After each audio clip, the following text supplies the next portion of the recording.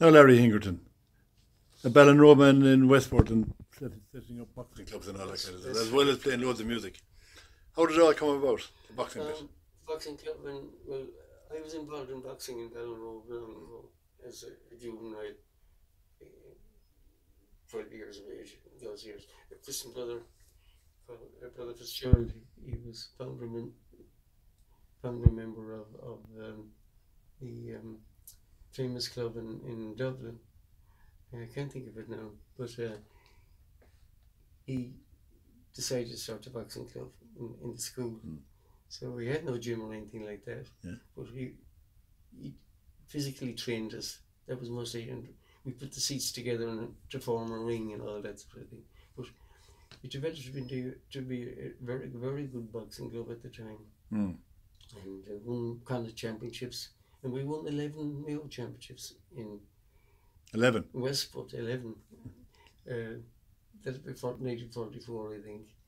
And he, in the Central, it was called at the time, where the Ideal Hall was afterwards. You know? There was cinema in a ballroom. The cinema and ballroom.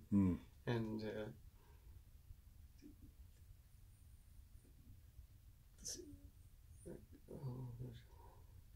and then what year was that? It was 44, was it? That was 1944. 44, yes. What year were you born in? 29. It's a good one. I'm not 98. Not 98. Next year, good man yourself. So how did you get involved in Westport then? Porky McGrail, John Porky, he's affectionately known. He just come back from London, and he came to me one day. He said, "Any chance?" He knew I was involved in boxing, and he said, "Any chance of starting a boxing club in town here?" I said, "God, I don't know."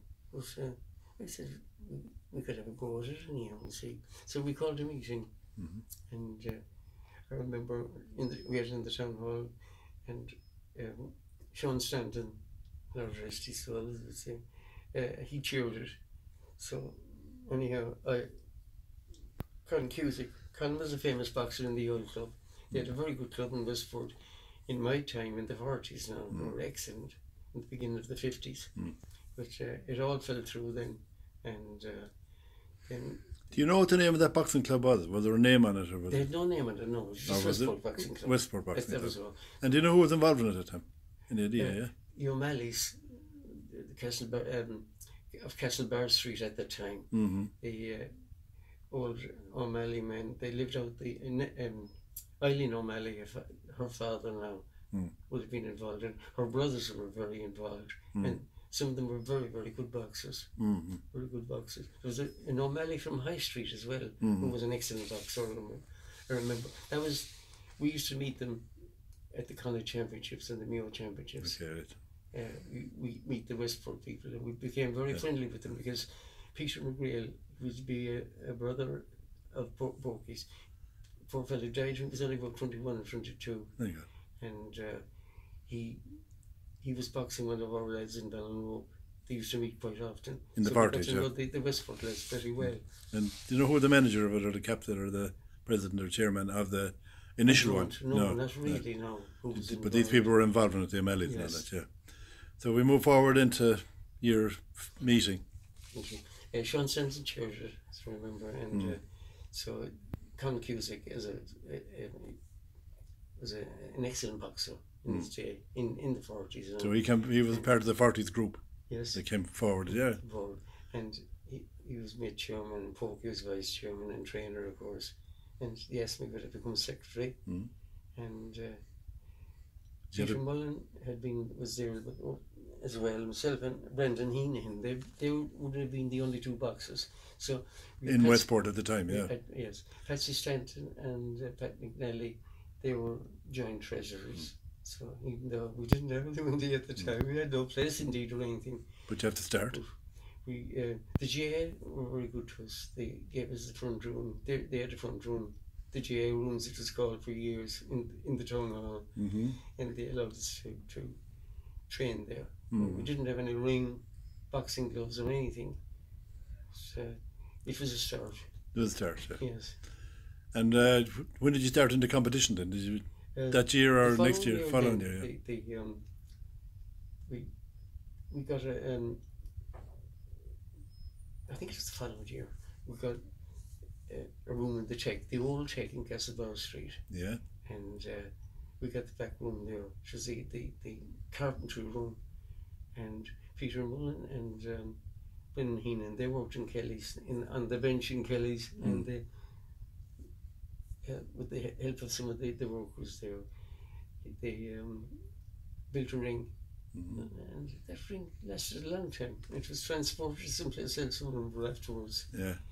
And from there on, it went very well, because we had a place, we got gloves and this, that, and the other, you know, punch bags, punch balls.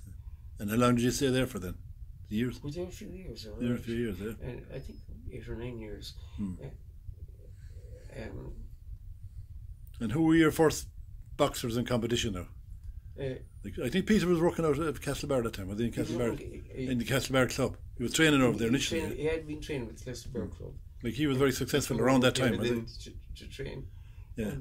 Because they could only cycle to Castlebar. They didn't feel like cycling all the time. Yeah, yeah. Himself and Ben Heenan. And they used to do that, they did? Yeah. Cycle to Castlebar. Cycle to Castlebar. Yeah. Part of the training. It's good training. Yeah. But Peter was doing well that time, was he? He was national champion and all that, was he? Or did that come later? Oh, that all came later. All came later, okay. In fact, he won his Connacht championship the first year. He entered for it. And we had some very good...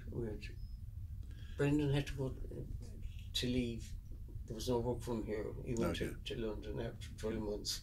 He didn't last too long in the club, but he got it started, in fact. He helped to get it started.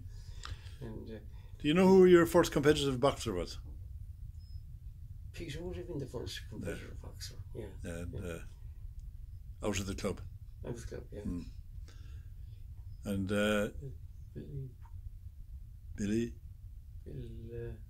Bill Hopkins. Bill was a good one. In fact, his first bout in the Muir Championships in Pell, he had to take his opponent to hospital after being knocked out. He spent a week in the hospital in Bell.